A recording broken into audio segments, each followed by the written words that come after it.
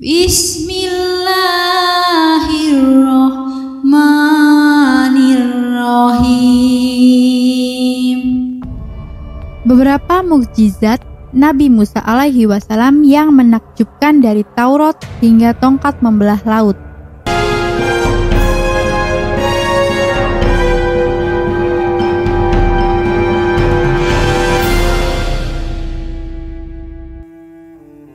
Yang pertama adalah kitab Taurat. Mukjizat Nabi Musa alaihi wasallam paling utama yakni kitab suci Taurat yang diturunkan kepada kaumnya Bani Israel sebagai pedoman. Kemudian kami telah memberikan Alkitab Taurat kepada Musa untuk menyempurnakan nikmat kami kepada orang yang berbuat kebaikan dan untuk menjelaskan segala sesuatu dan sebagai petunjuk dan rahmat agar mereka beriman bahwa mereka akan menemui Tuhan mereka. Quran Surat Al-An'am ayat 154. Yang kedua adalah membelah Laut Merah. Mukjizat Nabi Musa alaihi wasallam berikutnya adalah membelah Laut Merah dengan tongkatnya atas izin Allah Subhanahu wa taala.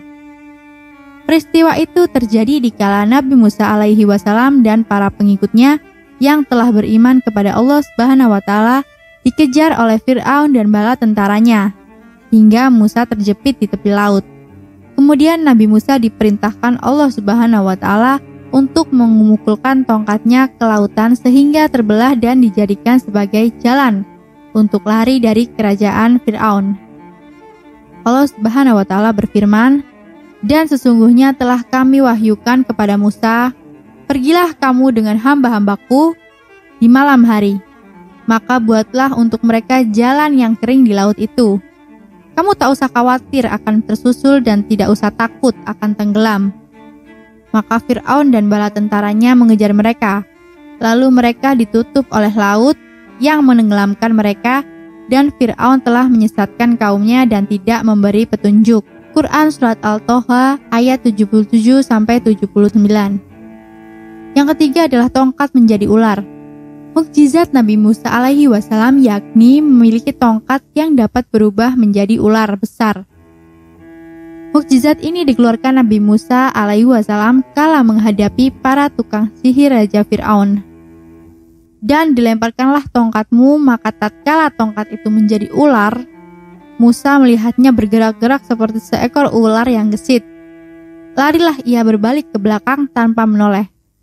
"Hai Musa, janganlah kamu takut." Quran Surat An-Naml ayat 10. Yang keempat adalah tangan memancarkan sinar. Mukjizat Nabi Musa alaihi wasallam berikutnya adalah tangan yang memancarkan cahaya atau sinar. Kala menghadapi para penyihir dan Raja Fir'aun, Nabi Musa memasukkan tangannya ke dalam ketiaknya. Maka setelah dikeluarkan, tangannya memancarkan sinar yang putih bukan karena penyakit. Fir'aun berkata kepada Musa, "Ini adalah sihir yang kamu buat untuk menyihir kami dan menguasai orang-orang agar mereka mengikutimu. Lalu engkau melawan kami bersama mereka. Hal itu tidak akan terjadi, sesungguhnya kami pun mempunyai ahli sihir yang pandai bersihir seperti kamu. Maka janganlah kamu merasa benar diri dengan apa yang kamu miliki." Quran Surat Toha ayat 57-59. Dalam ayat lain disebutkan, "Dan kepitlah tanganmu ke ketiakmu, niscaya ia keluar menjadi putih cemerlang tanpa cacat," sebagai mukjizat yang lain. Untuk kami perlihatkan kepadamu sebagian dari tanda-tanda kekuasaan kami yang sangat besar. Quran Surat Toha ayat 22-23. Mukjizat yang kelima adalah mengeluarkan air dari batu. "Dan ingatlah ketika Musa memohon air untuk kaumnya. Lalu kami berfirman, pukullah batu itu dengan tongkatmu, lalu memancarlah darinya 12 mata air. Sungguh tiap-tiap suku telah mengetahui tempat minumnya. Makan dan minumlah rezeki yang diberikan Allah, dan janganlah kalian berkeliaran di muka bumi dengan berbuat kerusakan." Mukjizat yang keenam adalah selamat dari peti. Musa dilahirkan di masa Fir'aun dan bala tentaranya membunuh semua bayi laki-laki yang lahir pada tahun itu. Maka ibu Musa membuat sebuah peti untuk Musa yang masih disusulkannya. Lalu diletakkan Musa di dalam peti itu dan menghanyutkannya ke sungai Nil. Lalu atas kuasa Allah Subhanahu wa Ta'ala, Musa kecil selamat dan diasuh istri Fir'aun. Maka dipungutlah ia oleh keluarga Fir'aun yang akibatnya dia menjadi musuh dan kesedihan bagi mereka. Surat Al-Qasas ayat 8. Yakni sebagai suatu takdir yang telah ditetapkan oleh Allah Subhanahu wa Ta'ala. Dalam saat yang sama mereka membunuh bayi-bayi kaum Bani Israel karena mereka takut akan kelahiran Musa. Maka Allah memutuskan hal yang lain. Karena dialah yang memiliki kekuasaan yang maha besar dan takdir yang sempurna. Bahwa tidaklah Musa dipelihara kecuali di dalam asuhan Fir'aun. Dan makan serta minum dari makanan dan minuman. Setelah Allah menanamkan rasa kasih sayang kepada Musa di dalam hati Fir'aun dan istrinya.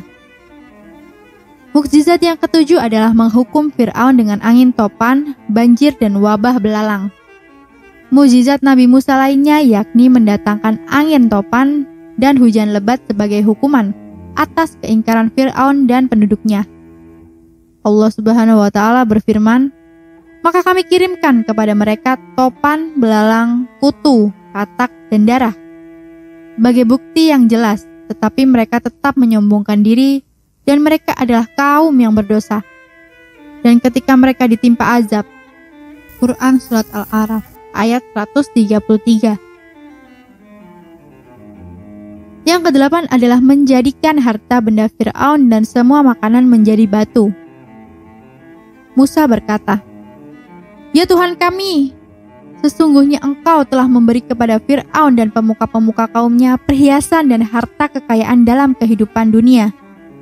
Ya Tuhan kami, akibatnya mereka menyesatkan manusia dari jalan Engkau.